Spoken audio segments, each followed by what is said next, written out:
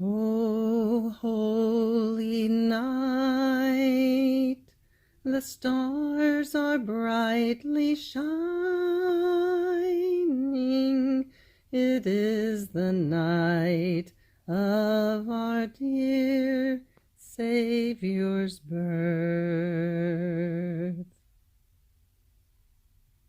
Merry Christmas to all. He is born. December 25th, 1899, Volume 3. Jesus wants a continuous attitude of sacrifice in the soul. After spending several days of almost total privation of my highest and only good, days accompanied by hardness of heart, without even being able to cry over my great loss, though I offered to God even that loss, saying to him, Lord, accept it as a sacrifice. You alone can soften this heart of mine so hard. Finally, after long suffering, my dear Queen Mamma came, carrying the celestial baby on her lap, wrapped in a little cloth, all shivering. She placed him in my arms, telling me, My daughter, warm him with your affections, because my son was born in extreme poverty, in the complete abandonment of men, and in highest mortification. Oh, how pretty he was, with that celestial beauty of his! I took him in my arms, and I clasped him to myself to warm him, because he was almost numb with cold, since he had nothing else to cover him but one little cloth. After I warmed him as much as I could, my tender little baby, moving his purple lips, told me, Do you promise me always to be victim for love of me, just as I am for love of you? And I, Yes, my little treasure, I promise you. And he, I am not content with the word. I want an oath, and also an underwriting with your blood. And I, If obedience wants it, I will do it. He seemed to be all content and added, From the moment I was born, I always kept my heart offered in sacrifice, to glorify the Father, for the conversion of sinners, and for the people who surrounded me, and who were my most faithful companions in my pains. In the same way, I want your heart to be in this continuous attitude, offered in spirit of sacrifice, for these three purposes. While he was saying this, the Queen Mamma wanted the baby in order to nourish him with her most sweet milk. I gave him back to her, and she uncovered her breast to place it in the mouth of her divine baby. And I, clever, wanting to make a joke, placed my mouth to suckle. I drew a few drops, and in the act in which I was doing this, they disappeared from me, leaving me content and discontent. May everything be for the glory of God and to the confusion of this miserable sinner. December 25th, 1900, Volume 4, The Birth of Jesus. As I was in my usual state, I felt I was outside of myself. After wandering around, I found myself inside a cave, and I saw the Queen Mamma in the act of giving birth to little baby Jesus. What a wonderful prodigy! It seemed that both mother and son were transmuted into most pure light. But in that light, one could see very well the human nature of Jesus, containing the divinity within itself, and serving as a veil to cover the divinity, in such a way that, in tearing the veil of human nature, he was God, while covered by that veil, he was man. Here is the prodigy of prodigies, God and man, man and God, without leaving the Father and the Holy Spirit, because true love never separates. He comes to dwell in our midst, taking on human flesh. Now it seemed to me that mother and son, in that most happy instant, remained as though spiritualized, and without the slightest difficulty, Jesus came out of the maternal womb, while both of them overflowed with excess of love. In other words, those most pure bodies were transformed into light, and without the slightest impediment, light Jesus came out of the light of the Mother, while both one and the other remained whole and intact, returning then to their natural state. Who can tell the beauty of the little baby who, at the moment of his birth, transfused also externally the rays of the divinity? Who can tell the beauty of the Mother, who remained all absorbed in those divine rays? And Saint Joseph? It seemed to me that he was not present at the act of the birth, but remained in another corner of the cave, all engrossed in that profound mystery. And if he did not see with the eyes of the body, he saw very well with the eyes of the soul, because he remained enraptured in sublime ecstasy. Now, in the act in which the little baby came out to the light, I had wanted to fly and take him in my arms, but the angels prevented me, saying that the honor of holding him first belonged to the Mother. Then the Most Holy Virgin, as though stirred, returned into herself, and from the hands of an angel received her Son in her arms. In her ardor of love, she squeezed him so tightly that it seemed that she wanted to draw him into her womb again. Then, wanting to let her ardent love pour out, she placed him at her breast to suckle. In the meantime, I was completely annihilated, waiting to be called so as not to be scolded again by the angels. Then the Queen said to me, "Come, come and take your beloved, and you too enjoy him. Pour out your love with him." As she was saying this, I drew near Mamma, and she gave him to me into my arms. Who can say my contentment, the kisses, the squeezes, the tendernesses? After I poured myself out a little, I said to him, "My beloved, you have suckled the milk of our Mamma. Share it with me." And he, all condescending, poured part of that milk from his mouth into mine, and then he told me, "My beloved, I was conceived united to suffering. I was born to suffering, and I died in suffering. And with the 3 nails with which they crucified me, I nailed the 3 powers, intellect, memory, and will, of those souls who yearned to love me, keeping them all drawn to myself, because sin had rendered them infirm and dispersed from their Creator, without any restraint." And as he was saying this, he gazed at the world and began to cry over its miseries. On seeing him cry, I said, "Lovable baby, do not sadden with your tears a night so happy for one who loves you. Instead of pouring ourselves out in crying, let us pour ourselves out in singing." And as I said this, I began to sing. Jesus was amused at hearing me sing, and he stopped crying. And completing my verse, he sang his own, with a voice so powerful and harmonious that all other voices disappeared at the sound of his most sweet voice.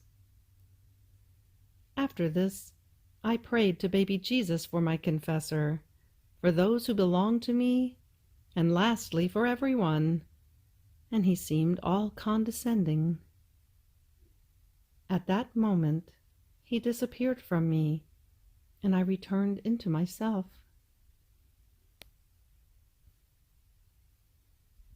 December 25th, 1908, Volume 8. How to Make Jesus Be Born and Grow in Your Hearts.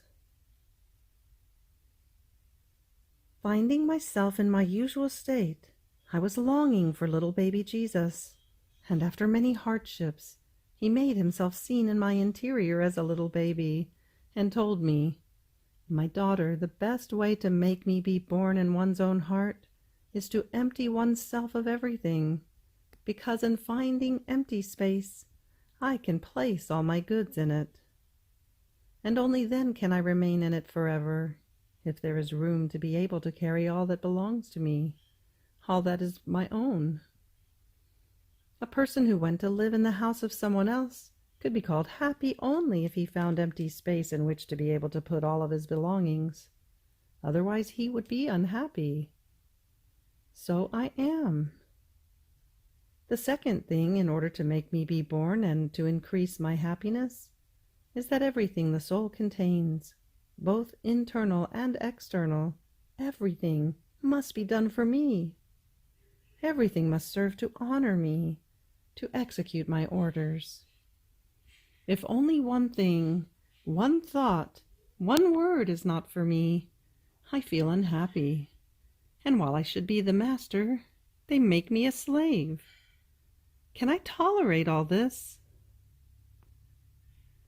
The third one is heroic love, magnified love, love of sacrifice.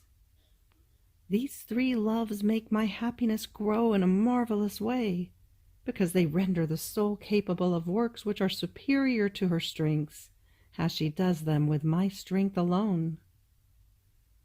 They will expand her by making not only her, but also others love me, and she will reach the point of enduring anything, even death, in order to triumph in everything and be able to say to me, I have nothing else. Everything is only love for you. In this way she will not only make me be born, but will make me grow, and will form a beautiful paradise in her heart. As he was saying this, I looked at him, and from little, in one instant he became big, in such a way that I remained completely filled with him. Then everything disappeared. December 25th, 1910, Volume 10. Priests have become attached to families, to interest, to exterior things, and so forth. This is why it is necessary to have houses of reunions for priests. This morning, blessed Jesus made himself seen as a tiny little one, but so gracious and beautiful as to enrapture me in a sweet enchantment. Especially then, he rendered himself more lovable because, with his tiny little hands, he took little nails and nailed me with a mastery worthy only of my always lovable Jesus. Then he filled me with kisses and with love, and so I did with him. Then after this I seemed to find myself in the grotto of my newborn Jesus, and my little Jesus told me, my beloved daughter, who came to visit me in the grotto of my birth. Only shepherds were my first visitors, the only ones who kept coming and going, offering me gifts and their little things. They were the first to receive the knowledge of my coming into the world, and as a consequence, the first favorites to be filled with my grace. This is why I always choose poor, ignorant, abject people, and I make of them portents of grace, because they are always the ones to be more disposed, the ones who more easily listen to me, and believe me without raising so many difficulties, so many quibbles as, on the contrary, learned people do. Then came the Magi, but no priest showed up, while they should have been the first to form my cortege. In fact, more than any one else, according to the scriptures which they studied, they knew the time and the place, and it was easier for them to come to visit me. But no one moved. Rather, while they indicated the place to the Magi, they did not move, nor did they trouble to take one step to follow the traces of my coming. This was a most bitter sorrow for me at my birth, because in those priests the attachment to riches, to interest, to families, and to exterior things was so great as to blind their sight like a glare, harden their hearts, and render their intelligence dazed to the knowledge of the most sacrosanct and most certain truths. They were so engulfed in the low things of the earth as to never be able to believe that a God could come upon earth in the midst of so much poverty and so much humiliation. And this not only at my birth, but also during the course of my life. When I performed the most sensational miracles, no one followed me. On the contrary, they plotted my death and killed me on the cross. And after using all of my art in order to draw them to myself, I put them into oblivion and chose poor and ignorant peoples as my apostles, forming my church in them. I segregated them from their families. I released them from any bonds of riches. I filled them with the treasures of my graces, and I rendered them capable of governing my church and souls. However, you must know that this sorrow of mine is still lasting, because the priests of these times have banded together with the priests of those times. They've been holding hands in their attachments to families, to interest, to exterior things, and they care very little or not at all about that which is interior. Even more, some have degraded themselves so much as to make even secular people understand how unhappy they are with their state, lowering their dignity down to the bottom and below the secular themselves. Ah, my daughter, what prestige can their word still have among the peoples? Even more because of them, the peoples keep deteriorating in the faith and into abysses of worse evils, groping their way in darkness because they see no more light in priests.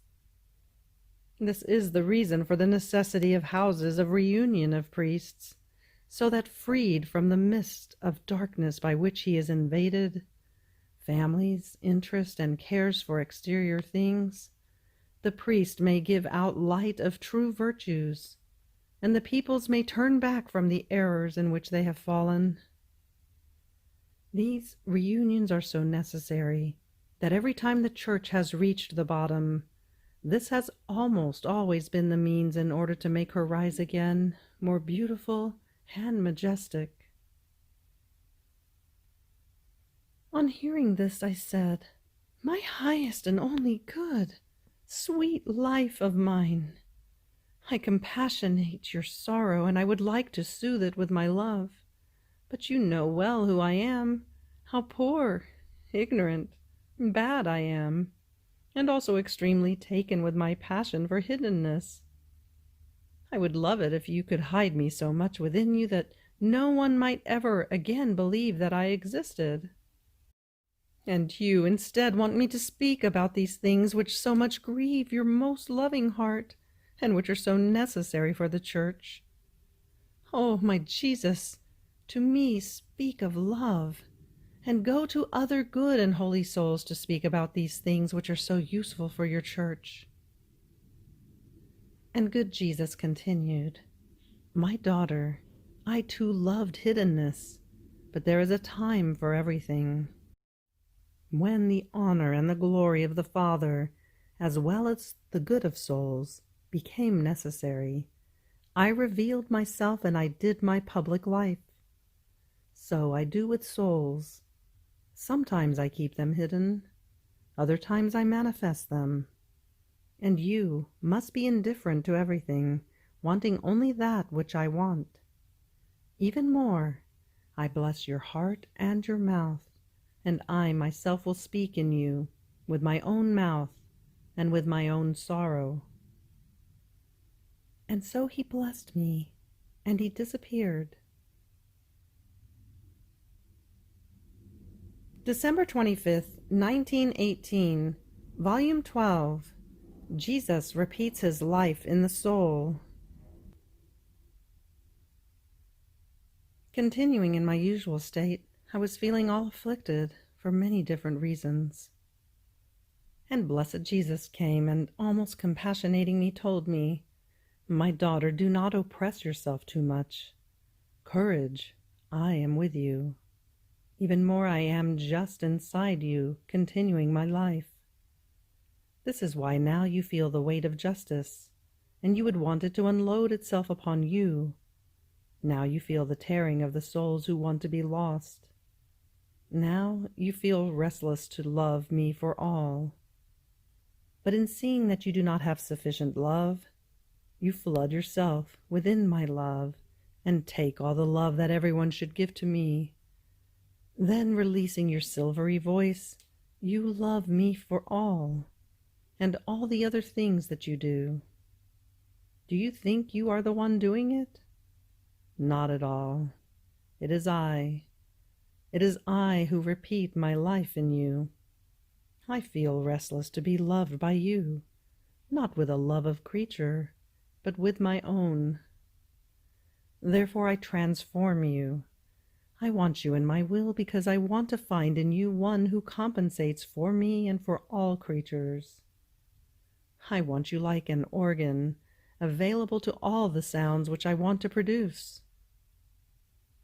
And my love, there are certain times in which my life becomes bitter, especially because of the conditions in which you put me." And Jesus, knowing what I wanted to say to him, added, "What do you fear? I will take care of everything, and when one directs you, I give him my grace. When another does, I give grace to the other. And then it is not you whom they will assist, but me. And I will be generous with them according to how they will appreciate my work, my sayings, and my teachings. And my Jesus, the confessor, appreciated very much what you said to me. He cared very much about it, and he worked very hard to make me right. What will you give to him?" And Jesus, "I will give him heaven as recompense, and I will consider his office as that of Saint Joseph and of my mamma, who, having assisted my life on earth, had to go through hardships in order to nourish me and assist me. Now, since my life is in you, I consider his assistance and sacrifices as though my mamma and Saint Joseph were doing them again for me. Aren't you happy? And I thank you, O Jesus." December 25th, 1920, Volume 12. The sacramental lot of Jesus is even harder than his lot as an infant. As I was in my usual state, I found myself outside of myself, together with Jesus. I was walking a long way, and on this journey, now I walked with Jesus, now I was with my Queen Mamma. If Jesus disappeared, I found myself with Mamma, and if she disappeared, I found myself with Jesus. During this walk, they told me many things. Jesus and Mamma were very affable, with an enchanting sweetness. I forgot everything, my bitternesses and even their privations. I thought I would never lose them again. Oh, how easy it is to forget evil in the face of good. Now, at the end of the walk, the celestial Mamma took me in her arms. I was very, very little, and she said to me, "My daughter, I want to strengthen you in everything." And it seemed that she was marking my forehead with her holy hand, as if she were writing and placing a seal on it. Then it seemed that she was writing in my eyes, in my mouth, in my heart, in my hands and feet, placing a seal upon them.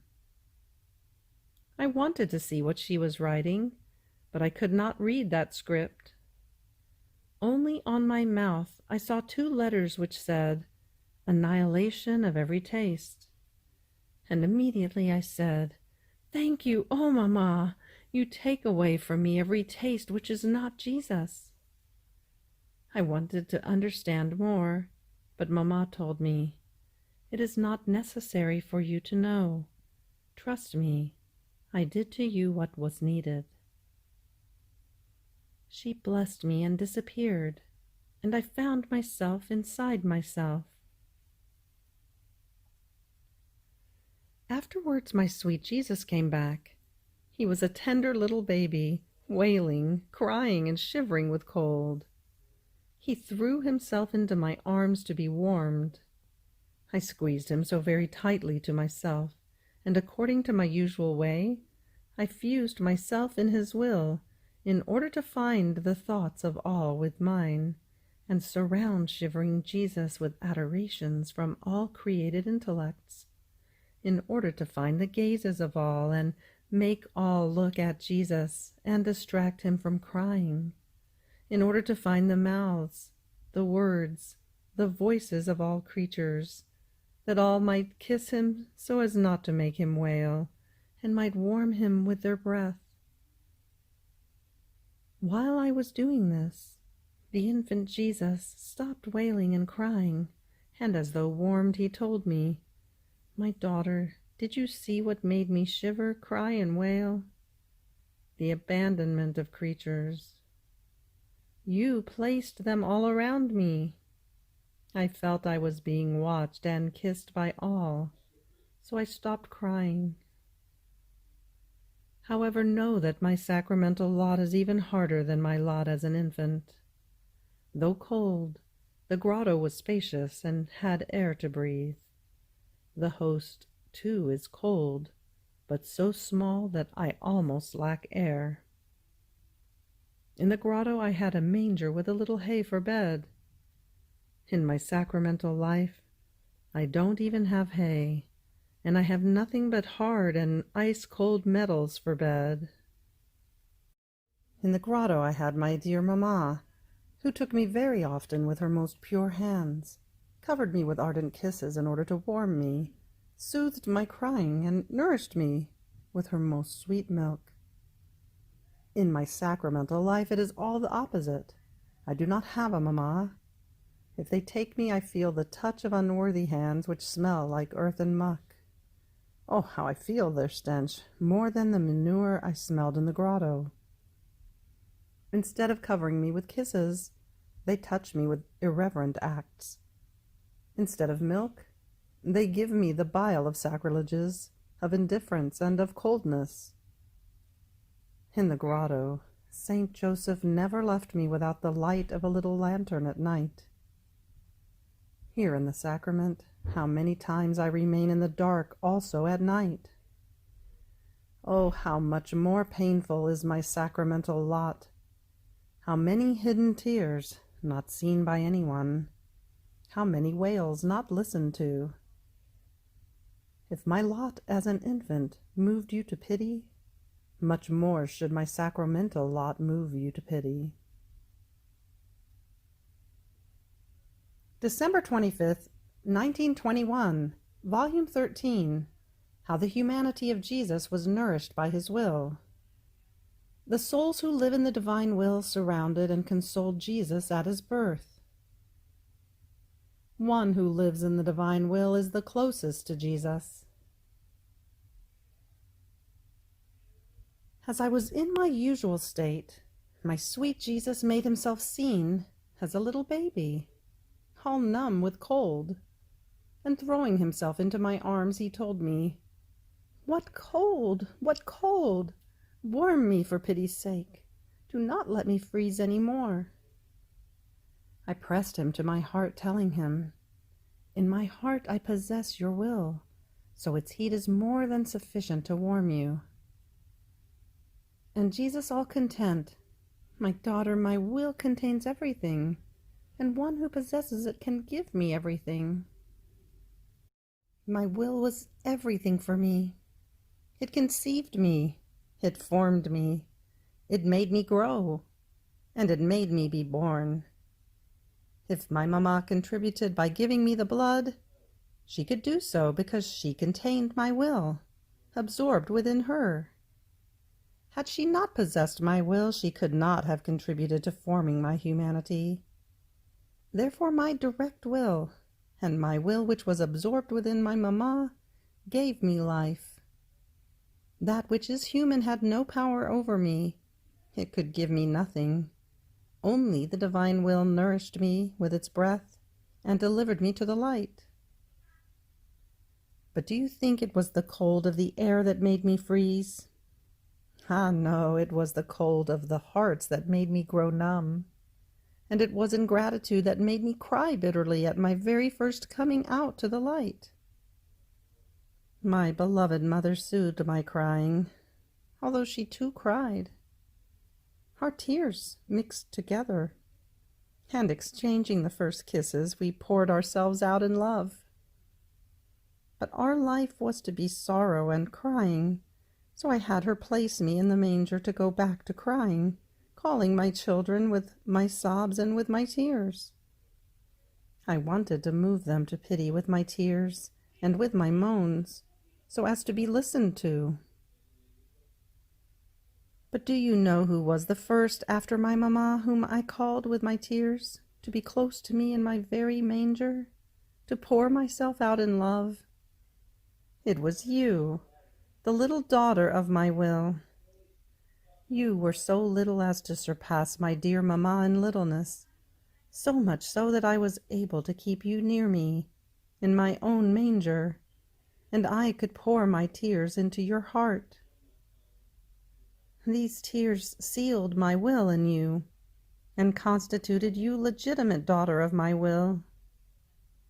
My heart rejoiced in seeing all that my will had delivered in creation coming back as whole in my will within you. This was important and indispensable for me. At my very first coming out to the light of this world, I was to restore the rights of creation and receive the glory as if the creatures had never departed from my will. Therefore the first kiss and the first gifts of my tender age were for you. And I, my love, how could this be if at that time I did not exist? And Jesus, in my will everything existed, and all things were one single point for me. I could see you then just as I see you now, and all the graces I have given you are nothing other than the confirmation of what you had been given from eternity. And I could see not only you, but in you I saw my little family, which would live in my will. How happy I felt! These soothed my crying, warmed me, and surrounded me like a crown, defended me from the perfidy of the other creatures. I remained concerned and doubtful. And Jesus, how is it you doubt? I have told you nothing yet about the relations which exist between me and the soul who lives in my will. For now I will tell you that my humanity lived from the continuous outpouring of the divine will. Had I taken one breath alone, which was not animated by the divine will, it would have been as though degrading myself and decaying from my nobility. Now the soul who lives in my will is the closest to me, and in everything that my humanity did and suffered, she is the first among all to receive the fruits and the effects that my humanity contains. December 25th, 1925, Volume 18.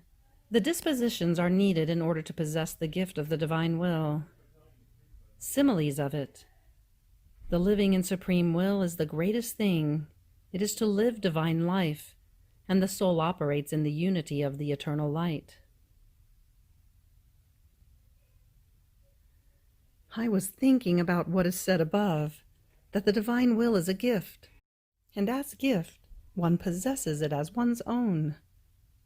On the other hand, one who does the will of God must submit to commands and ask very often what he must do, and to be lent the gift, not to be owner of it, but to do that action which God wants.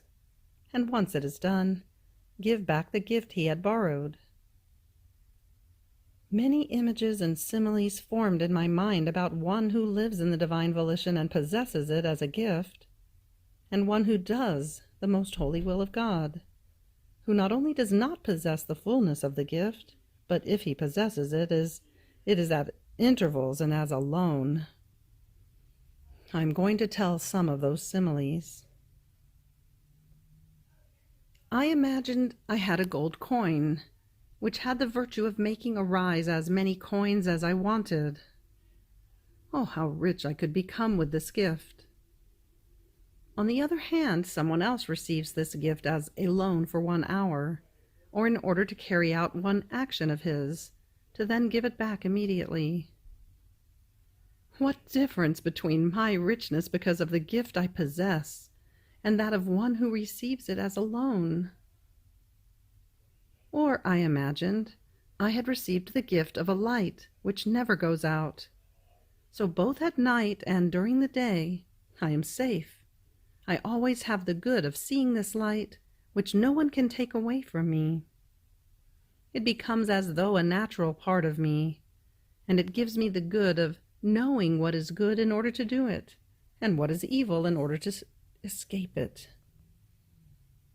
So with this light that I received as gift, I sneer at all, at the world, at the enemy, at my passions, and even at myself. This light is perennial source of happiness for me. It is without weapons, and it defends me. It is without voice, and it instructs me. It is without hands and feet, and it directs my way, making itself the sure guide to bring me to heaven. On the other hand, someone else has to go and ask for this light when he feels the need for it. Therefore, he does not have it at his disposal.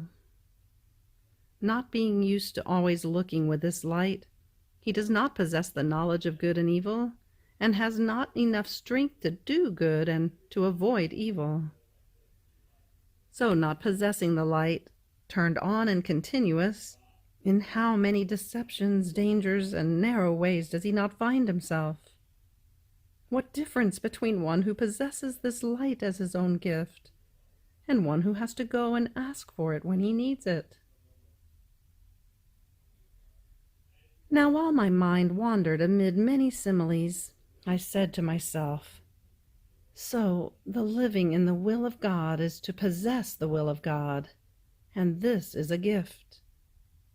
Therefore, if the goodness of God does not condescend to give it, what can the poor creature do?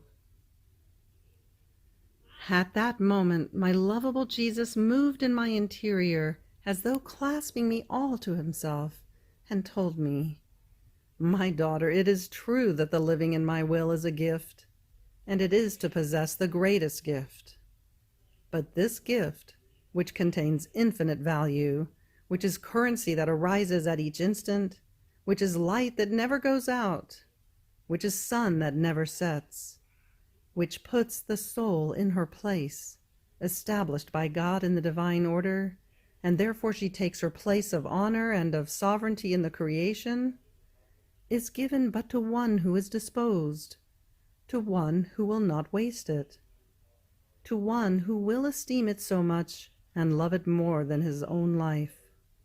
Even more, he must be ready to sacrifice his own life so that this gift of my will may have supremacy over everything and be held as more than life itself. Even more, his life be nothing compared to it.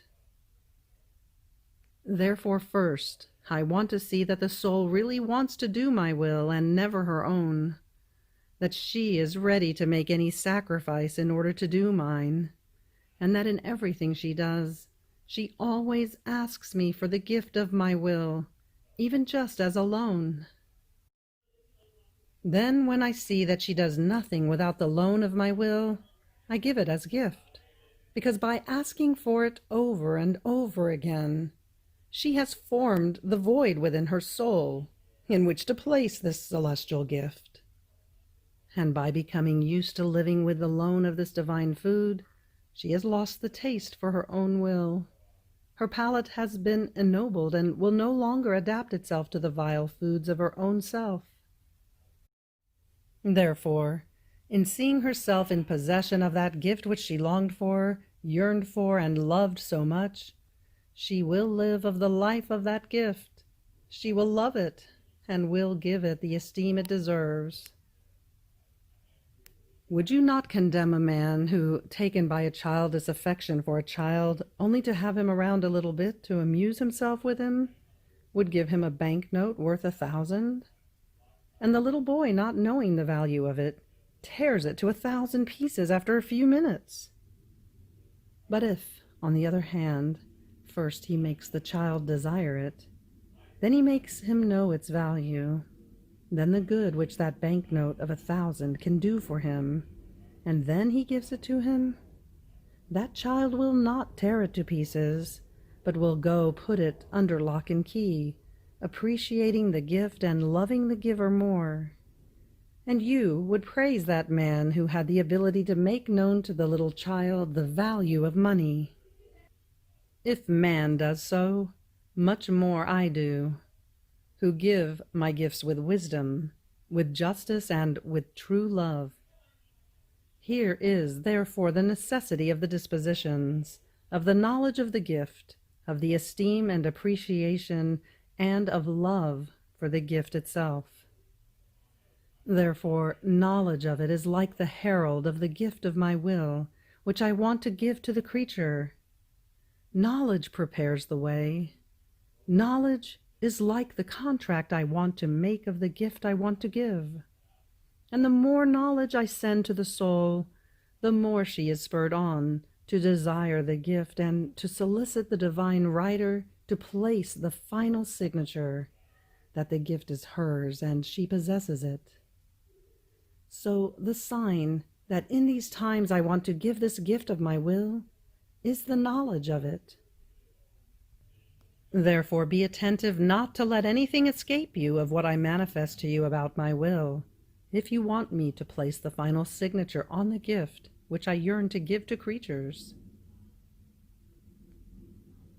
After this, my poor mind was wandering in the supreme volition, and I did as much as I could in order to do all my acts in the divine will. I felt invested with a supreme light, and as my little acts came out of me, they took their place within that light and converted into light, and I could see neither the point of the light in which I had done them, nor where to find them. I could only see that they had become incorporated in that endless light, and nothing else, and it was impossible for me to navigate through all that inaccessible light. To remain inside of it, yes, but to cross the whole of it was not given to my littleness. At that moment, my lovable Jesus moved in my interior and told me, "My daughter, how beautiful is the operating of the soul in my will. Her act unites to the single act of her Creator, which knows no succession of acts. In fact, the eternal light is not divisible, and if it could be divided, which cannot be, the separated part would become darkness. And so, being light, the divine act forms one single act of all her operating. So, by operating in the light of my volition, the soul unites herself to that single act of her Creator and takes her place within the atmosphere of the eternal light. This is why you cannot see your acts, either the point of the light in which you performed them or where they are, because it is impossible for the creature to cross the whole of eternal light of God, although she knows that her act is certainly present in that light and takes its place in the past, in the present, and in the future. See, the sun also, being the image of the shadow of the divine light, possesses this property in part. Suppose you were operating in a place upon which the sun spreads its solar light. You see its light in front of you, above and behind you, on the right and on the left. If you wanted to see which was the part of the light of the sun that surrounded you completely, you would not be able to find it or distinguish it. You could only say that the light was certainly upon you. Now, that light was there from the first instant in which the sun was created, and it is and will be.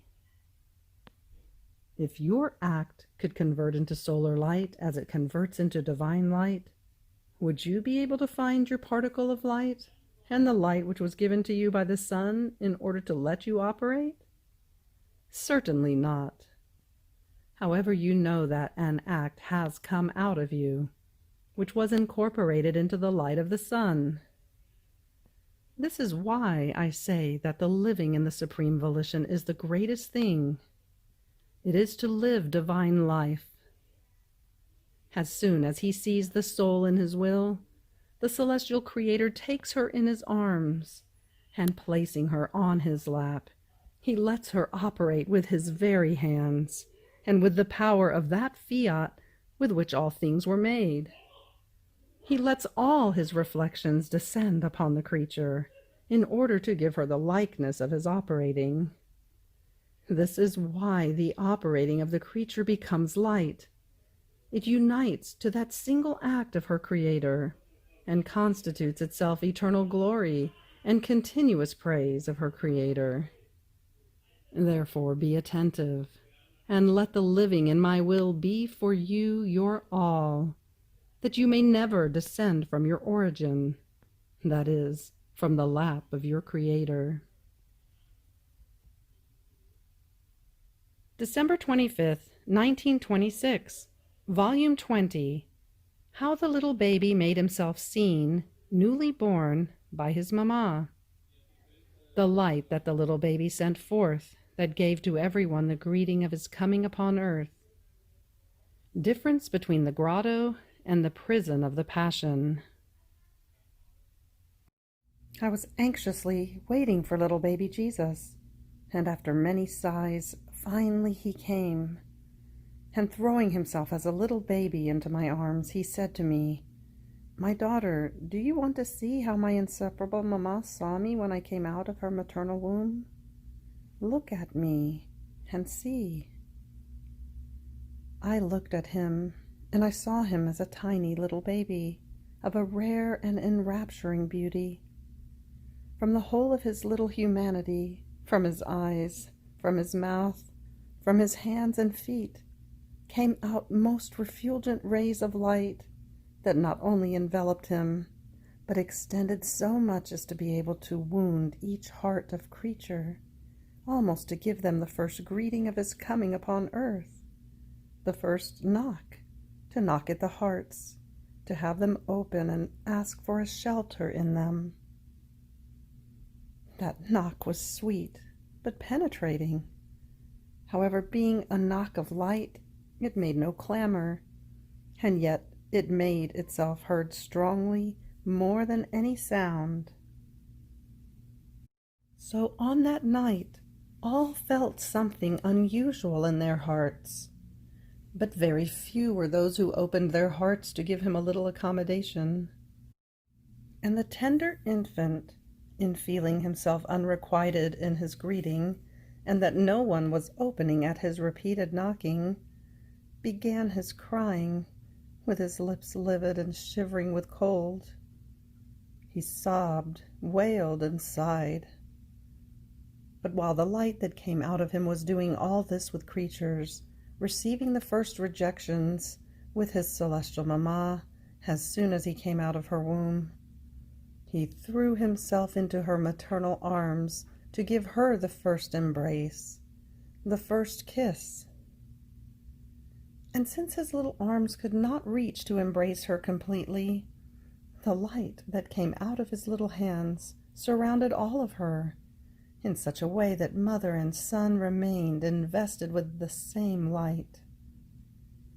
Oh, how the Queen Mamma requited her son with her embrace and kiss, in such a way that they remained so clasped to each other as to seem fused, one within the other. With her love, she compensated for the first rejection that baby Jesus received from the hearts of creatures, and the dear and charming little baby placed his first act of being born, his graces, his first sorrow, in the heart of his mamma, so that what was seen in the Son could be seen in his mamma. Then after this, the gracious little baby came into my arms, and as he squeezed me so very tightly, I felt him entering into me and I into him. And then he said to me, "My daughter, I want to embrace you as I embraced my dear mamma as newly born, so that you too may receive my first act of being born, and my first sorrow, my tears, my tender wailings, that you may be moved to compassion for my sorrowful state at my birth. Had I not had my mamma in whom I could place all the good of my birth, and fix in her the light of my divinity that I, Word of the Father, contained, I would have found no one in whom either to place the infinite treasure of my birth, or to fix the light of my divinity that shone forth from my little humanity. Therefore see how necessary it is that, when the Supreme Majesty decides for a great good to be done for creatures that can serve as universal good, we choose one to whom to give so much grace, that she may be able to receive within herself all the good that all others must receive. In fact, if others do not receive all of it or part of it, our work does not remain suspended and without its fruit, but the chosen soul receives all of that good within herself, and our work receives the return of its fruit. So my mamma was the depository, not only of my life, but of all my acts. Therefore, in all my acts, first I looked to see whether I could deposit them in her, and then I did them. In her I deposited my tears, my wailings, the cold and the pains that I suffered, and she echoed all of my acts, and with incessant thanksgivings she received everything. There was a contest between mother and son, I in giving and she in receiving. As this little humanity of mine made its first entrance upon earth, my divinity wanted to shine forth from it, in order to go around everywhere and make the first sensible visit to all creation. Heaven and earth all received this visit of their Creator, except for man. They had never received so much honor and glory as when they saw their King, their Maker, within their midst. All felt honored, for they were to serve him from whom they had received their existence. Therefore all made feast. So my birth was of great joy and glory for me on the part of my mamma and of all creation. But it was for me of great sorrow on the part of creatures. This is why I have come to you, to feel the joys of my mamma being repeated in me, and to place in you the fruit of my birth. Then after this I was thinking about how unhappy was that grotto in which little baby Jesus was born, how exposed it was to all winds and to cold, to the point of making one numb with icy cold. Instead of men, there were animals to keep him company. So I thought, which prison was more unhappy and sorrowful, the prison of the night of his passion, or the grotto of Bethlehem? And my sweet baby added, "My daughter, the unhappiness of the prison of my passion cannot be compared with the grotto of Bethlehem. In the grotto I had my mamma near me, soul and body. She was with me, therefore I had all the joys of my dear mamma, and she had all the joys of myself, her son, and that formed our paradise. The joys of a mother who possesses her child are great. The joys of possessing a mother are even greater. I found everything in her, and she found everything in me. Then there was my dear Father Saint Joseph, who acted as father to me, and I felt all of his joys that he felt because of me. On the other hand, in my passion, our joys were all interrupted, because we were to give place to sorrow, and between mother and son we felt the great sorrow of the nearing separation, sensible at least, that was to occur with my death. In the grotto, animals recognized me, and honoring me, they tried to warm me with their breath. In the prison, not even men recognized me, and in order to insult me, they covered me with spit and opprobrium. So there is no comparison between the two of them. December 25th, 1927, Volume 23. How Baby Jesus, newly born, fixes his gaze on his mamma and on the one who was to possess his will. How in creation God placed his will as raw material. I was feeling all abandoned in the supreme volition, but all tormented by the total privation of my sweet Jesus. Oh, how I felt my poor soul being torn to pieces! What tearings without mercy and without pity, because he who alone can heal tearings so cruel is far away, and seems not to care about she who, for love of him, is so cruelly tormented. But while I was swimming in my sorrow, I was thinking of when my sweet Jesus was about to come out of the womb of his beloved mamma to fling himself into her arms. Oh, how I too would have wanted to squeeze him in my arms, to form sweet chains for him, so that he might no longer depart from me. But while I was thinking of this, I felt my poor mind outside of myself, and I saw my celestial mamma, all veiled with light, and in her arms little baby Jesus, fused in the same light. But it lasted only a few instants, and then everything disappeared, and I remained more afflicted than before. However, later he came back, and clasping his little hands around my neck, he told me, "My daughter, as soon as I came out of the womb of my mamma, I fixed my gazes, one on my dear mamma, nor could I do without looking at her, because in her was the enrapturing force of the divine will, and the sweet enchantment of the beauty and most refulgent light of my Fiat, that eclipsing my pupil made me remain fixed in she who possessed my very life by virtue of it. Seeing my life bilocated in her enraptured me, and I could not remove my gaze from the celestial queen, because my very divine force compelled me to fix on her. The other gaze I fixed on the one who was to do and possess my will. They were two links connected together, the redemption and the kingdom of my divine will, inseparable from each other. The redemption was to prepare, suffer, do. The kingdom of the Fiat was to fulfill and possess, both of them of highest importance.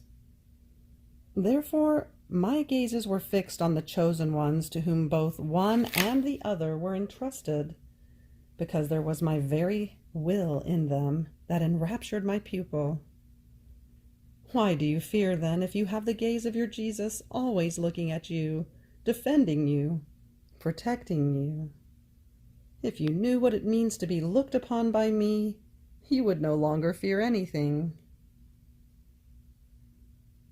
Then afterwards I continued to think about the divine will, and my always lovable Jesus added, "My daughter, when our divinity formed the creation, it placed the divine will as raw material in all things, and so all things had their shape, solidity, order, and beauty. And everything the soul does with this raw material of my will, since a vital act flows within it, receives from it the shape of the beautiful works, all ordered and solid, with the imprint of the life of the divine Fiat within each work. On the other hand, one who does not do my will and does not put it as raw material in his works might do perhaps many things, but all disordered, without shape, without beauty, all scattered, such that he himself would not know how to make head or tail of them. It would happen as if someone wanted to make bread without water. He might perhaps have much flour, but since the water is missing, the life to form the bread would be missing. Someone else might have many stones in order to build, but does not have the lime that unites and cements the stones together. So he would have a disorder of stones, but never a house. Such are the works without the raw material of my will. They only occupy space. They cause bother, annoyance, and if they do good, any good at all, it is superficial. If they are touched, they are found to be fragile and empty of any good. December 25th, 1928, Volume 25, The Feast That the Little Daughter Prepares for Baby Jesus. How She Renders Him Happy. Adam, first son. Example of the artisan. I was thinking about the birth of baby Jesus, and I prayed him to come to be born in my poor soul.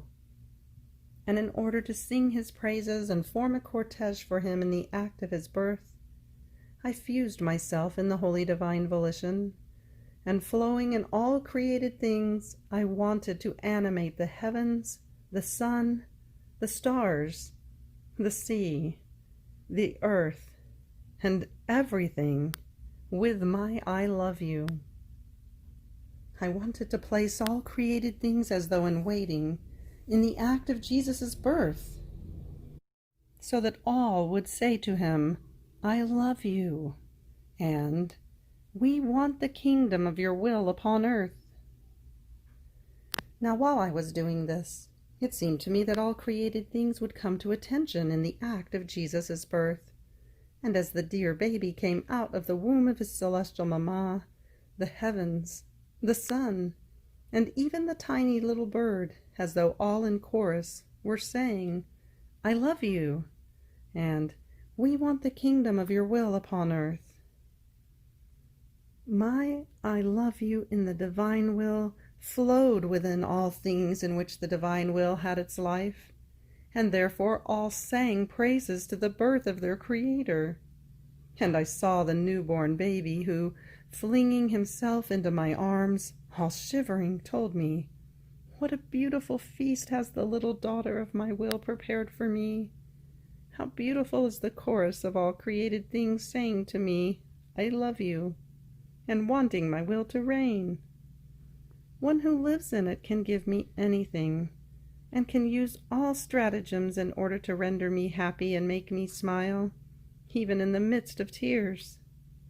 Therefore I was waiting for you, to have a surprise of love of yours by virtue of my divine volition.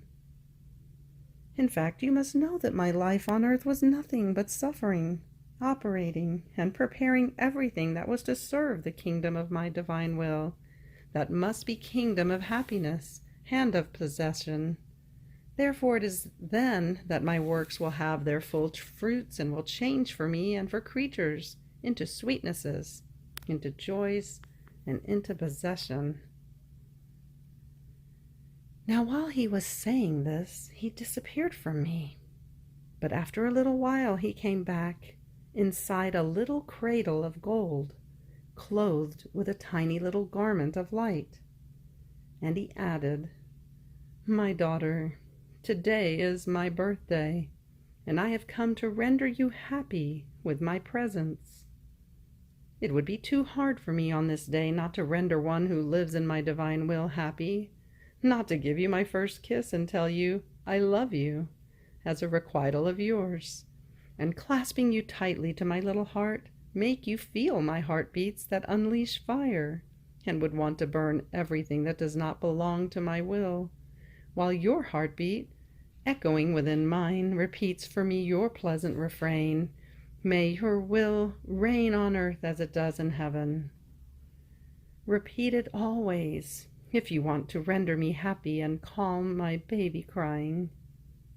Look, your love has prepared for me the gold cradle, and the acts in my divine will have prepared for me the little garment of light. Aren't you happy? After this, I continued my acts in the divine fiat, going back to Eden, into the first acts of the creation of man, and my sweet Jesus, moving in my interior, told me, my daughter, Adam was the first human son, invested by our volition, and his acts were more than sun's rays, that extending and expanding were to invest the whole human family, in which one would see many in one, as though palpitating in these rays, all centralized in the center of this first human son. And all were to have the virtue of forming their own sons, without going out of the bond of the first son. In fact, since the life of each one would have its origin from this son, each one would be able to be son of his own. How beautiful was the creation of man! Oh, how it surpassed the whole entire universe! The bond, the union of one in many, was the greatest prodigy of our omnipotence, as our will, one in itself, was to maintain the inseparability of all, the communicative and unifying life of all, symbol and image of our divinity, as we are inseparable. And even though we are three divine persons, we are always one, because one is the will, one is the sanctity, one is our power. This is why man is always looked upon by us as if there were one alone, even though he was to have his very long generation, but always centralized in the one. It was the uncreated love that was created by us in man, and therefore he was to give of us and be like us. And our will, the only one acting in us, was to act as the only one in man, in order to form the unity of all and the bond of inseparability of each one. Therefore, by withdrawing from our divine fiat, man became deformed and disordered, and no longer felt the strength of the unity and inseparability, either with his Creator or with all generations. He felt like a divided body, broken in his members, that no longer possesses all the strength of his body as whole. This is why my divine will wants to enter again as prime act into the creature, to reunite the broken members, and to give him the unity and the inseparability, as he came out of our creative hands. We find ourselves in the condition of an artisan who has made his beautiful statue such as to astonish heaven and earth. The artisan loves this statue so much that he has placed his very life in it, so at each act or movement it does, the artisan feels within himself the life, the act, the movement of his beautiful statue. The artisan loves it with love of delirium, nor can he remove his gaze from it. But in so much love, the statue receives an encounter. It bumps, and it remains broken in its members and in its vital part that kept it bound and united to the artisan.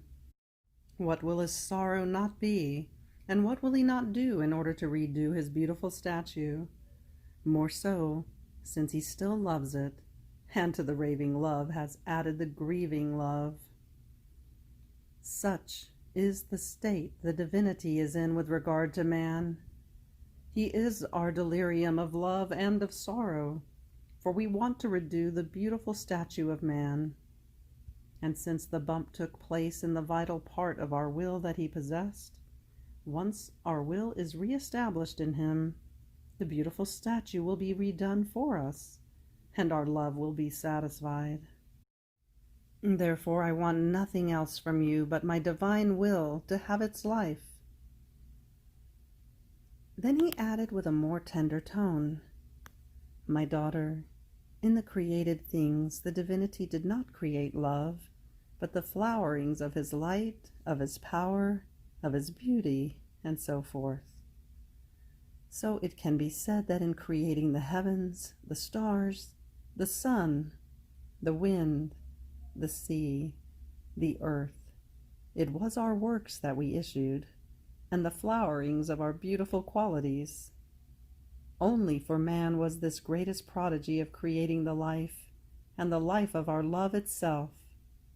And this is why it is said that he was created in our image and likeness.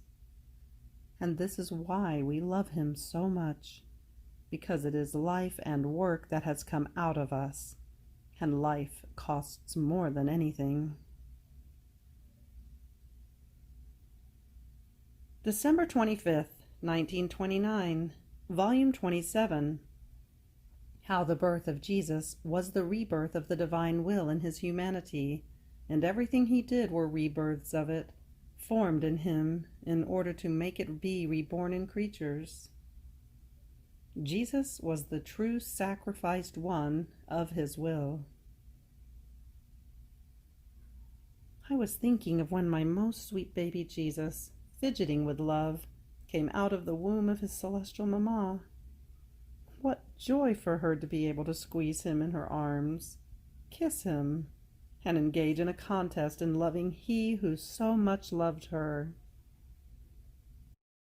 But while many thoughts were crowding my mind about the holy birth of the divine infant, I felt him move in my interior, and coming outside, he placed himself in my arms, and stretching out his tiny little hands to my neck, he told me, "My daughter, you too, kiss me and squeeze me to yourself, as I kiss you and squeeze you to myself, and let us love each other with such contest of love as to never stop."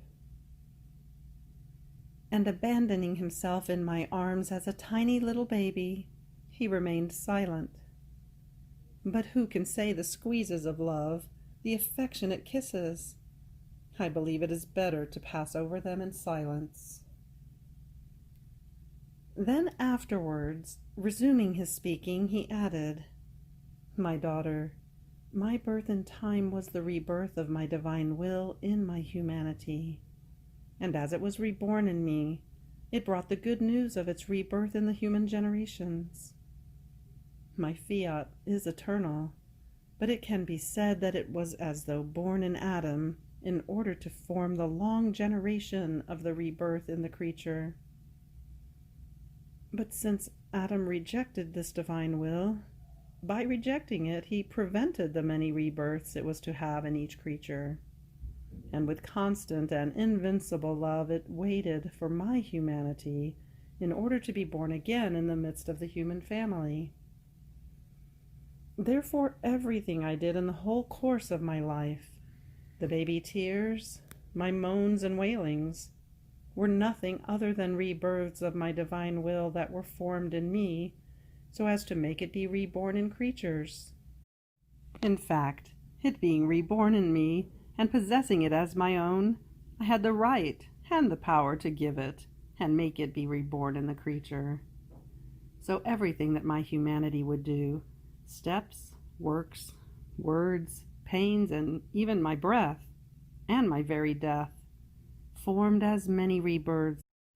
Therefore there was not one act I did, even my very sacramental life, each consecrated host, are continuous rebirths of my supreme volition that it prepares for the creature. So I am the true sacrificed one of a cause so holy that my will may reign.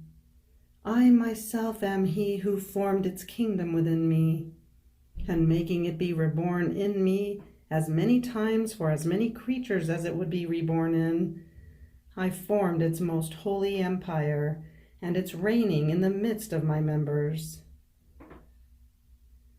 Now, my daughter, after I placed the kingdom of my divine will in safety within my humanity, I had to manifest it in order to make it known. Therefore I came to you, and I began to narrate to you the long story of my divine Fiat. Now you must know that I have made and I make so many manifestations. I have spoken so many truths, so many words, for as many rebirths as my will did in my humanity. Its rebirths in me and its knowledges that I manifest to you will be in perfect balance. Each rebirth of my divine volition done in me and in each consecrated host will find a manifestation and a truth of its own that confirms it and will give it rebirth in the creature. In fact, in God the Word forms the life of the good He wants to form in the creature. Our Word is bearer of life. Was it not our word Fiat that, pronouncing itself, created the heavens, the sun, and everything that can be seen in the entire universe, and even the very life of man himself? Until we pronounced Fiat, everything was in us. As it was pronounced, it populated heavens and earth with so many works, beautiful and worthy of us, and it gave the start to the long generation of so many human lives. See, then, how everything I tell you on my divine will bring, with the power of my creative word, its many rebirths done in me into the midst of the human family. Here is the great reason for a story so long and a speaking of mine so continuous. It will be in balance with everything that was done by us in creation, and with everything I did in redemption. And if it seems that sometimes I remain silent, it is not because I have ceased my speaking, but because I take rest. In fact, it is my usual way to rest in my very word and works that come out of me. Just as I did in creation, it was not pronounced always. I would say Fiat, and I would pause, and then I would pronounce it again. So I do in you. I speak, I give you my lesson, and I take rest. First, to enjoy in you the effects of my words, and to dispose you to receive the new life of my lesson. Therefore be attentive, and let your flight in my divine will be continuous. December 25th, 1931, Volume 30, Desire of Jesus for the Company of the Creature. Extreme need of little baby Jesus to be loved with divine love by his celestial mother. I feel myself as though being inundated by the sea of light of the divine will. Oh, how I would really like to be the tiny little fish in this sea, in such a way as to see nothing but light, and touch, breathe, live of light. Oh, how happy I would be to hear said to me that I am the daughter of the Celestial Father. But while I was thinking of this and other things, my dear life, the sweet and sovereign Jesus, visiting my little soul, made himself seen with seas of interminable light coming out from within his adorable person. And from within this light came out souls that populated the earth and all heaven. And Jesus, calling me, told me, "My daughter, come into this light. I want you here." The virtue of my light, its motion as fount of life, does nothing other than unleash souls, that is, life of creatures, from within its womb of light. Its power is so great that, as it moves, it emits souls. And I want my beloved together with me in the womb of my light, that is, of my will. As souls are formed and emitted outside, I do not want to be alone, but I want your company, that you may recognize the great portent of the creation of souls, our excessive love. And since I want you in my will, I want to deposit them in you, entrust them to you, not leaving them alone while they journey as pilgrims through the earth, but having someone together with me who would protect them and defend them for me. Oh, how sweet is the company of one who takes care of the lives that come out of me. This is so pleasing to me that I make one who lives in my will the depository of the creation of souls, the channel by which I let them come out to the light, and the channel to let them re-enter into the celestial fatherland. Everything do I want to give to one who wants to live in my fiat. Their company is necessary to my love, to my outpourings, and to my works, for they want to be recognized. To act and not be recognized, they are like works that cannot boast triumph, nor sing victory and glory. Therefore do not deny me your company. You would deny your Jesus an outpouring of love, and my works would lack the cortege and the appreciation of the creature, and would remain like isolated works, and my love, constrained, would turn into justice. After this I was thinking about the birth of little baby Jesus, especially in the act when he came out of the maternal womb. And the celestial infant told me, "Dearest daughter, you must know that as soon as I unleashed myself from the womb of my mamma, I felt the need of a divine love and affection. I left my celestial father in the Empyrean, loving each other with love fully divine. Everything was divine among the divine persons, affections, sanctity, power, and so forth. Now I did not want to change ways in coming upon earth. My divine will prepared for me the divine mother, in a way that I had divine father in heaven and divine mother on earth. And as soon as I came out of the maternal womb, feeling the extreme need of these divine affections, I ran into the arms of my mamma to receive as the first food, first breath, first act of life for my tiny humanity, her divine love. And she unleashed the seas of divine love that my fiat had formed in her, and she loved me with divine love, as my Father loved me in heaven. And oh, how happy I was! I found my paradise in the love of my mamma. Now you know that true love never says enough. If it could say enough, it would lose the nature of the true divine love. And therefore, even from the arms of my mother, while I was taking the food, the breath, the love, the paradise that she gave me, my love extended, made itself immense, embraced the centuries. It searched, ran, called, raved, for it wanted the divine daughters.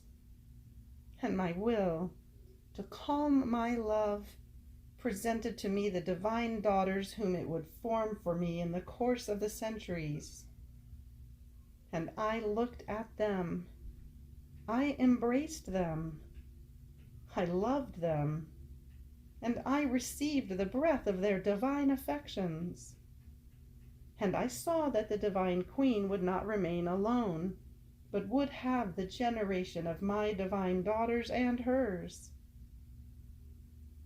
My will knows how to change and give the transformation, and form the noble grafting from human to divine.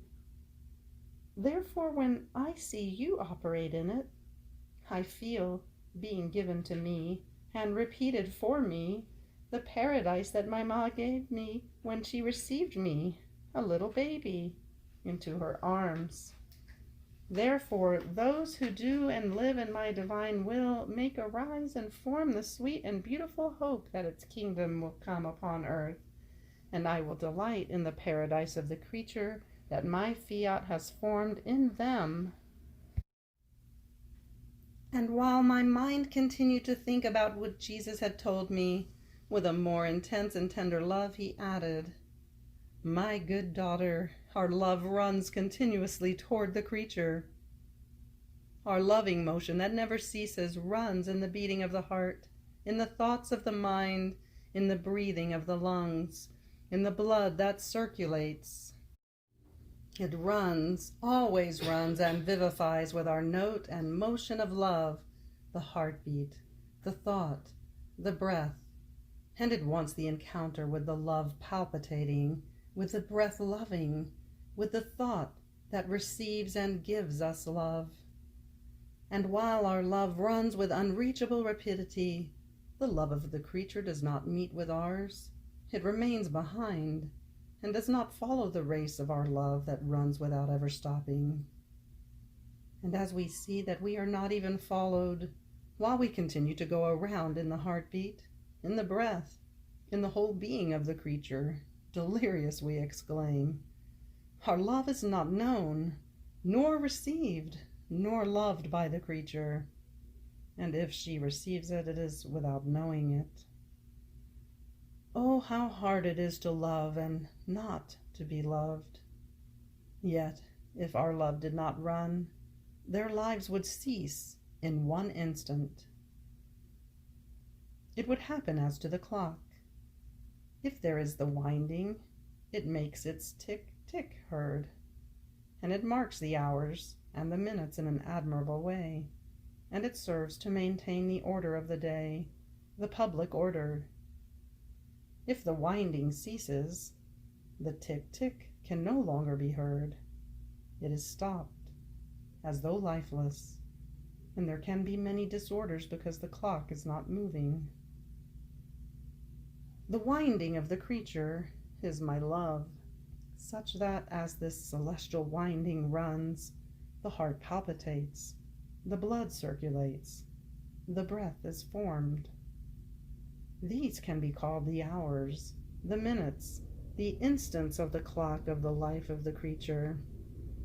And in seeing that if I do not let the winding of my love run, they cannot live, and yet I am not loved back. My love continues its race, but with the attitude of dolorous and delirious love. Now, who will remove from us this sorrow and will soothe our loving delirium? One who will have our divine will as life. Our will as life will form the winding in the encounter with our love, and our winding and theirs will proceed at the same rate. Our continuous tick will be followed by their tick, and our love will no longer be alone in running, but will have its race together with the creature. Therefore, I want nothing other than my will in the creature. December 25th, 1932, Volume 31. The birth of the infant Jesus was universal. He was born in all and in each one. How to keep us safe. He came to cover us with the garment of his humanity. Example of the Son. My abandonment in the Fiat continues, and today, being Christmas, I spent all night without seeing my celestial baby, and I felt a crack in my heart without he who forms my life and my all. Ah, to live without him is living as if one had no life, tortured, without strength, without support. That forms the most terrible of deaths for my poor and little soul. And between anxieties and fears, I prayed the supreme volition that it would reveal to me he who loved me and who formed my hard martyrdom. So in the meantime, my mind remained as enraptured by an immense light that filled heaven and earth, and, oh wonder, I saw the little divine baby reborn in every created thing, in every heart. In everything, little infant Jesus multiplied, bilocated, reborn in an infinite way, in all and in each one, such that all have the good of feeling the celestial baby born in them. Oh, how beautiful it was to see him tiny, tiny in the sun, in the stars, in all the elements, in all creatures. that everything extolled and had the great honor, the immense good of his being reborn in each one, and of possessing as their own the sweet pledge of baby Jesus. Then between wonder and amazement, I saw that he, whom I sought with so many sighs and anxieties, was also born in me. And I clasped him strongly, strongly in my arms, and he let me do it. Rather, he enjoyed that I was doing it, and all tenderness he told me, "My daughter, love me, love me. I am born to love and to be loved, and in order to act as God, my birth was universal. I would not have done as God if I had not been reborn in a universal way, in a way that everyone can say with deeds, 'The celestial infant was born for me. He is mine, and this is so true that I already possess him.' My love would remain hindered if I could not be born in everyone, my power limited, my immensity restricted, if my birth was not universal. And it is no wonder, as my divinity filled the heavens and earth, thus incorporating itself in my little humanity, it multiplied it and bilocated it in such a way as to make me be born in all and in each one. They are our divine and infinite ways that we have, that everything must take the good that we do and be pregnant with our works.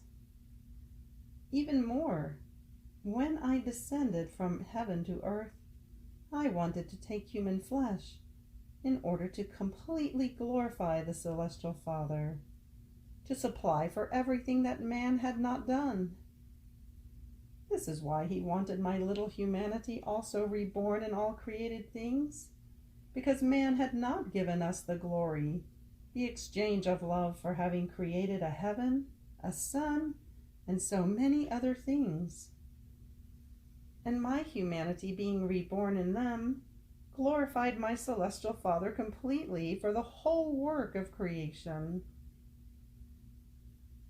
Man, by rejecting my divine will, was made powerless in everything, and I came to be his savior, repairer, glorifier, defender, and I covered him within the garment of my humanity in order to keep him safe.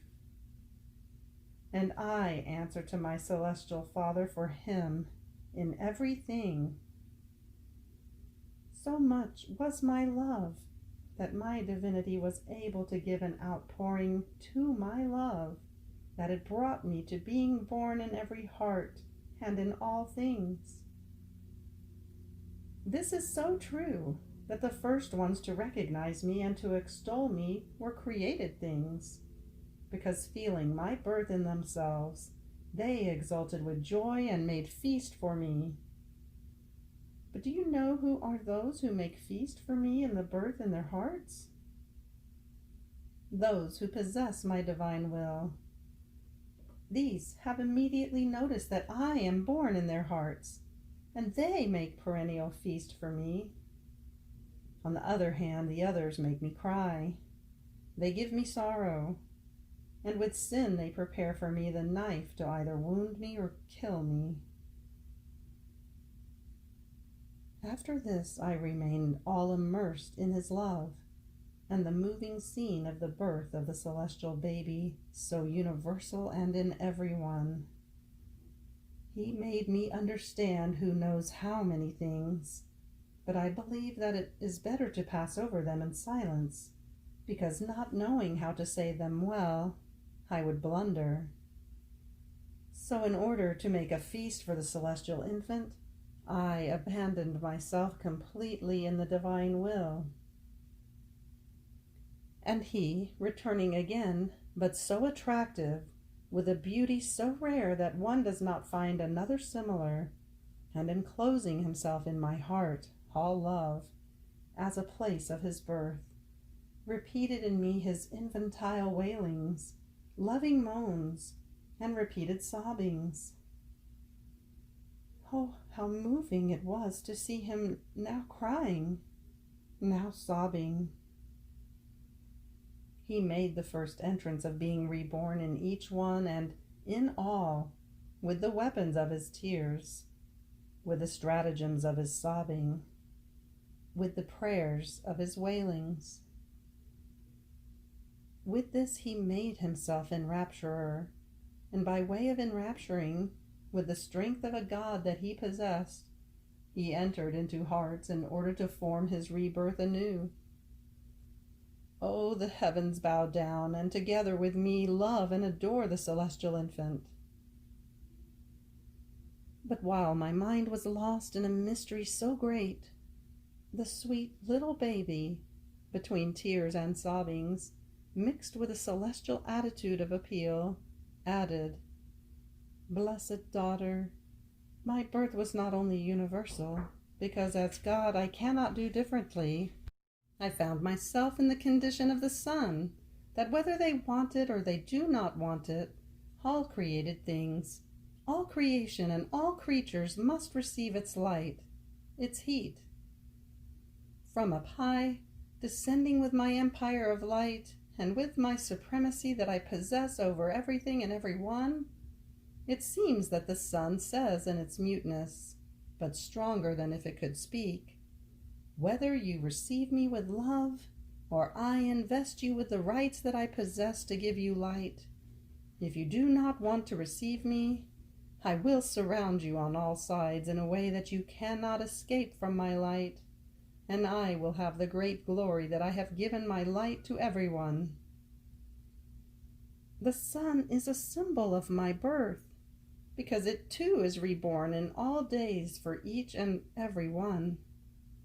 And I am not only born in a universal way, but I make an invasion when I am reborn. I am not only reborn in hearts, but I invade the mind with my thoughts, the eyes with my tears, the voice with my whimperings, in such a way that I make the universal invasion of all creatures. I take her from all sides, such that she cannot escape from me. If they receive me with love, my life not only is born in them, but it grows in a surprising way. If then they do not receive me with love, I am born in them with my rights of God that I possess, but I do not grow in them. I remain tiny and alone, and I change to being reserved, waiting. Who knows, with my weeping and tears they may be induced to love me. And if this does not happen, my life changes into justice for them. And oh, how my little heart agonizes to see my birth, all love, changed into justice for the poor creature. So since I am already born in you, give me the good of making me grow, so you will change my tears and my weepings into joys. December 25th, 1937, Volume 35, The Descent of the Divine Word. How he left heaven while still remaining there. Prodigies of the Incarnation. The beginning of the feast of the divine will. How in his divine works he puts aside human ingratitude. The grafting. How the love of Jesus paid for all and rescued us. I was following the acts of the divine volition, and my poor mind paused in the act of the descent of the divine word upon earth.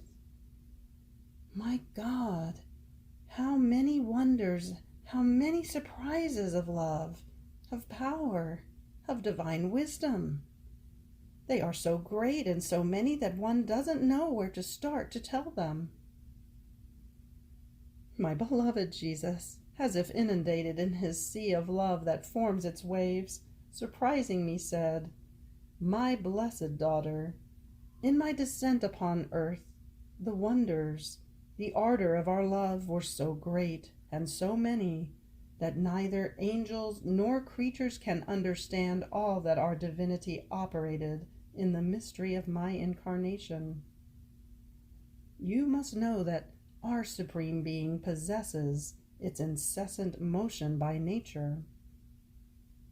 If this motion could cease, even for an instant, which cannot be, all things would remain paralyzed and with no life, because all things, the life, the preservation, and all that exists in heaven and on earth, everything depends on that motion. Therefore, in descending from heaven to earth, I, Word and Son of the Father, departed from our primary motion. I mean, remaining, I left. The Father and the Holy Spirit descended with me. They were concurrent. Neither did I do any act if not together with them. And they still remained on the throne, full of majesty, in the celestial regions. So as I left, my immensity, my love, and my power descended together with me, and my love, which is incredible and is not satisfied if it doesn't form from my life a life for each existing creature, not only did this, but it formed my life everywhere and in every place, multiplying it. Keeping my immensity in its power, my love filled it with many of my lives, so that everyone could have a life of mine for himself, and the divinity could have the glory and the honor of a divine life for as many things and creatures as we delivered to daylight. Ah, our love repaid us for the work of creation, and by forming many of our lives, it not only repaid us, but it gave us even more than we had done.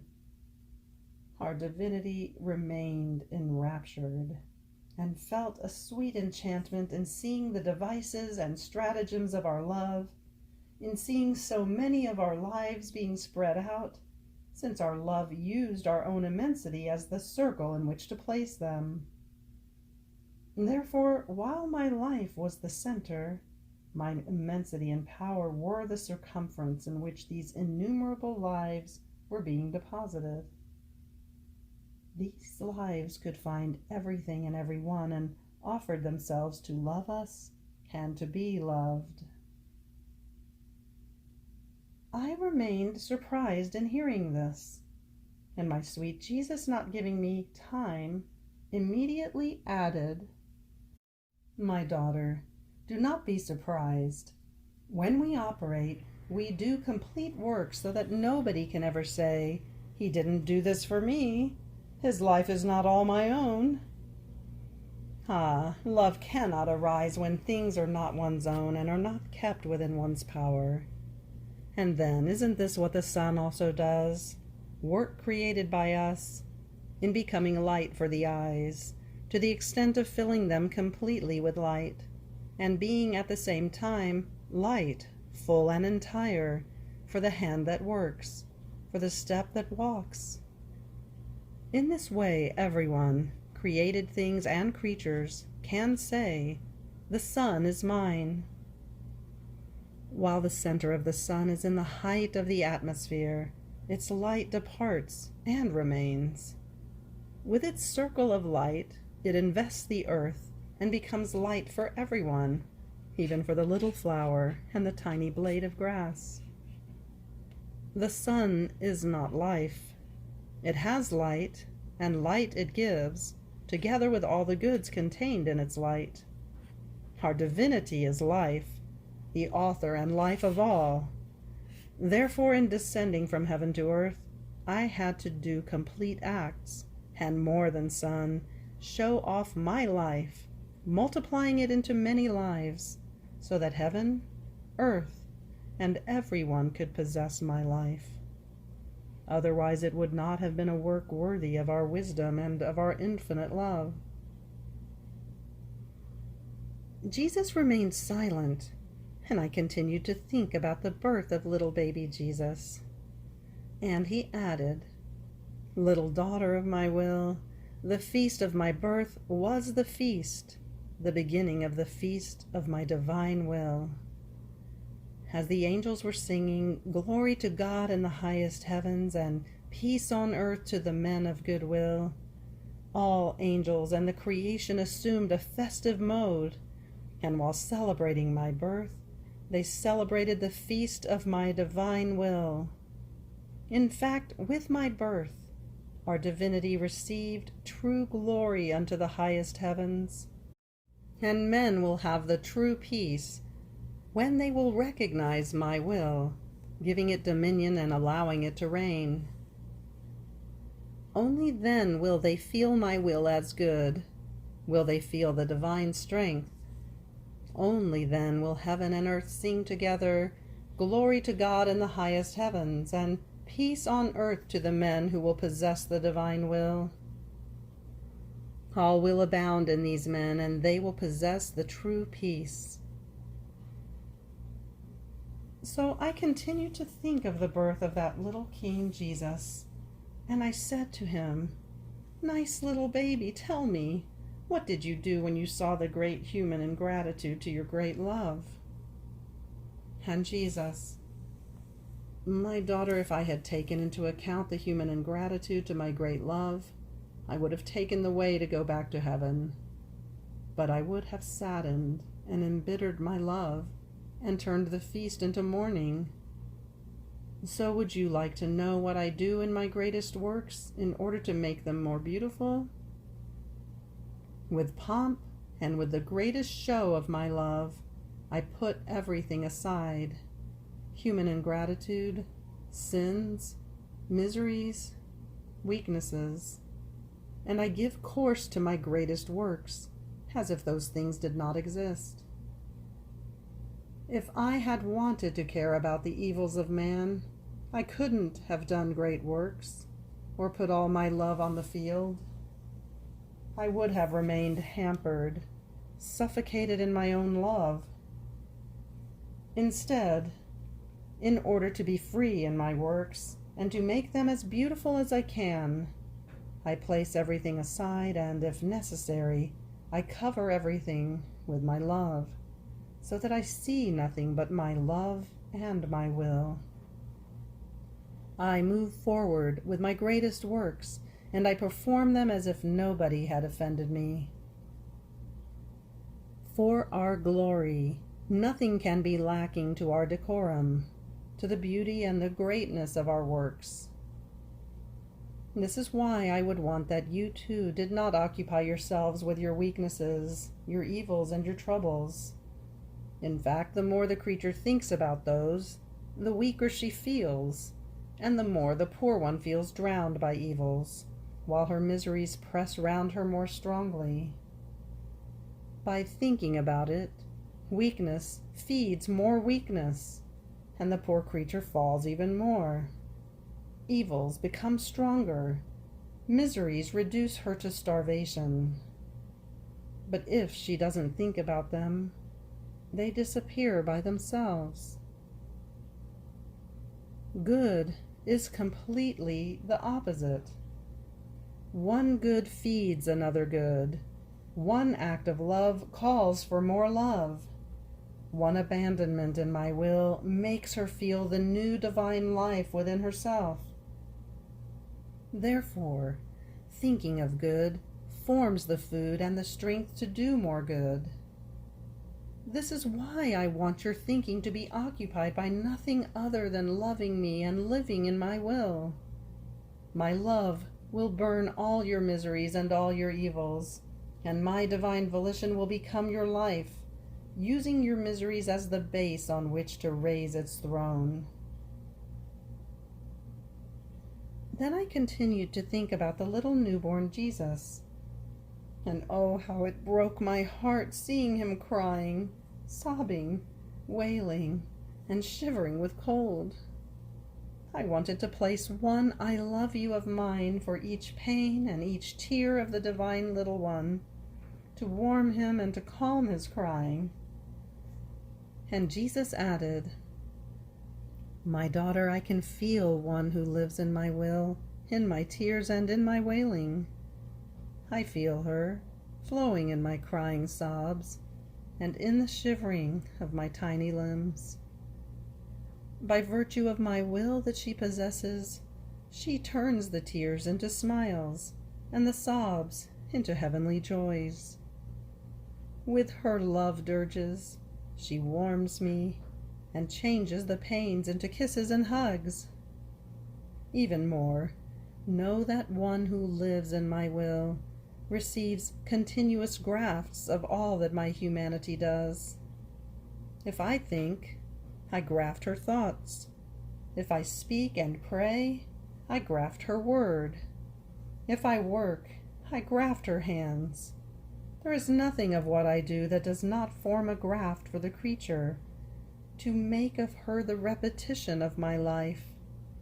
Even more so since my divine will is in her, and I can find my power, my sanctity, and my very life to do whatever I want with her. How many prodigies can I not do when I find my will in the creature? I came on earth to cover everything with my love, to drown the very evils, and to burn everything with my love. By justice, I wanted to repay my father, because it was right for him to be restored in his honor, in the glory, in the love, and in the gratitude that everyone owed him. So my love couldn't find peace. It fills the gaps of his glory and of his honor, to the extent that, through love, it repaid the divinity who had created a heaven, a sun, a wind, a sea, a flowery earth, and all the rest, while man had uttered not even one thank you for the so many goods he had received. He had been the true thief, the ungrateful, the usurper of our goods. My love ran and ran in order to fill the abysses of distance between the Creator and the creature. It paid my celestial Father through love, and through love it brought back the human generations, to give back to them the life of my divine will, having already formed many lives from it as their ransom. And when my love pays, the value is such that it can afford to pay for everyone, and to buy back whatever it wants. Therefore, you have already been purchased by my love. So, let me enjoy you and possess you. December 25th, 1938, Volume 36. The Descent of the Word. How easy it is to make Jesus be born, as long as we live in his will.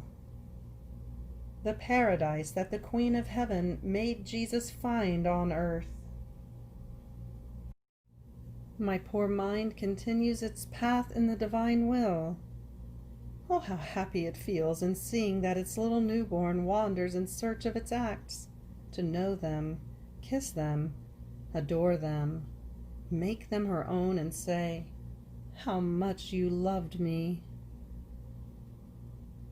I stopped at the descent of the Word upon earth, and I felt sorry in seeing him all alone. My sweet Jesus, with unspeakable tenderness, surprised me, told me, "My dearest daughter, you are wrong. Loneliness is part of human ingratitude, but from the divine side, all our works accompanied me, never leaving me alone. Further, you must know that the Father and the Holy Spirit descended together with me, while I still remained in heaven with them. They came down on earth within me, since we are inseparable. We cannot be separated, not even if we wish to be so. At the most, we bilocate ourselves, so as to maintain our throne in heaven while forming our throne on earth. Being separated? Never. At the most, the Word took the operative part, but always with the concourse of the Father and the Holy Spirit.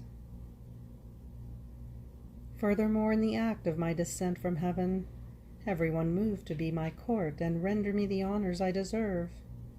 The sky courted me with all its stars, rendering me the honor of my immutability and of my everlasting love.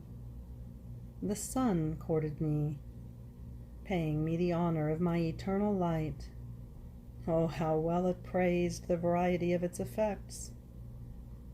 I can say that, as I found myself with its light and heat, in its mute language it told me, "You are the light, and I honor you. I adore you. I love you with the same light with which you created me." All surrounded me, the wind, the sea, the little bird, everyone and everything, to give me the love and the glory with which I had created them. And they praised my empire, my immensity, my infinite joys. All created things made me a feast, and if I cried, they cried together with me, because my will residing in them kept them aware of all that I was doing. Oh, how honored they felt in doing all that their Creator was doing. Then I received the courting of the angels, who never left me alone. And since all times belonged to me, I was also courted by all the many peoples who were going to live in my will. My will was carrying them in its arms, and I felt them beating in my heart, in my blood, and in my steps. In feeling invested by these people, loved by my own will, I felt repaid for my descent from heaven to earth. This was my primary scope, to reorder the kingdom of my will in the midst of my children. I would never have created the world if I was not to have children who looked like me and lived in my own will. My will would find itself in the same condition as a poor sterile mother who is not able to generate and therefore form her own family. But my will does have the power to generate and to form its long generations, its own family. Then I continued to think about the descent of the divine word, saying to myself, how could Jesus be born within our souls? And my dear baby said, "My daughter, to make me be born is the easiest thing, more so since we do not know how to do difficult things. Our power facilitates everything. Provided that the creature lives in our will, all is done. As soon as the soul wants to live in it, she has already formed the home for your Jesus. At the moment she wants to start doing her acts, she conceives me. As she does her act, she makes me be born. As she loves in my will, so she clothes me with light, warming me from the great coldness of the creatures. Every time she gives me her will to take my own, I am amused. I have my toy to play with, and I sing my victory over the human will, feeling like the little triumphant king. See then, my daughter, how easy this is for your little Jesus, because when we find our will in the creature, we can do anything. It provides us with all that is needed and all that we want to form our life and our most beautiful works. But without our will, we remain hampered. Now, love is missing. Now, sanctity. Now, power. Now, purity, and all that it takes to make our life rise again and to form it within the creatures.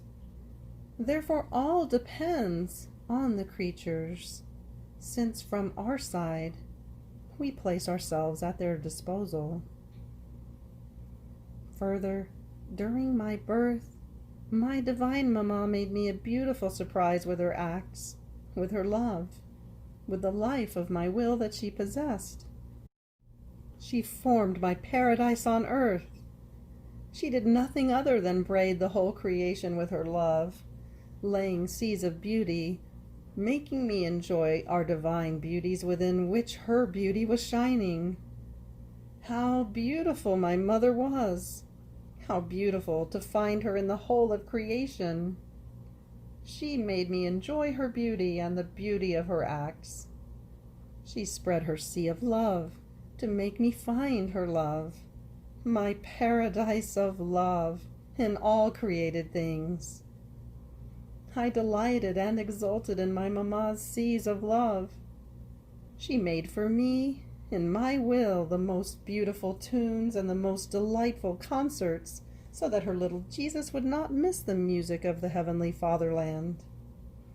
My mother took care of everything, so that nothing would be lacking of the enjoyment of the paradise I had left.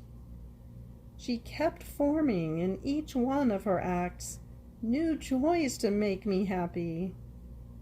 By just leaning on her heart, I could feel such harmonies and contentments as to be enraptured. By living in my will, my dear mother carried paradise in her lap and let her son enjoy it. All her acts did nothing less than make me happy and redouble my paradise on earth. Now, my daughter, let me tell you another surprise. One who lives in my will is inseparable from me. She is born again each time, together with me. Therefore, I am never alone. I make her be born again with me to divine life, to new love, to new sanctity, and to new beauty. She is reborn in the knowledge of her Creator, reborn in each one of her acts. More than this, in every act she does, she calls me to be born again, forming a new paradise for her Jesus, and I make her be born again with me to make her happy. Therefore, be attentive to live in my will if you want to make me happy, if you want me to find in your acts my paradise on earth, and I will take care to make you enjoy the sea of my joy and happiness. We will make each other happy. End of December 25th. Fiat.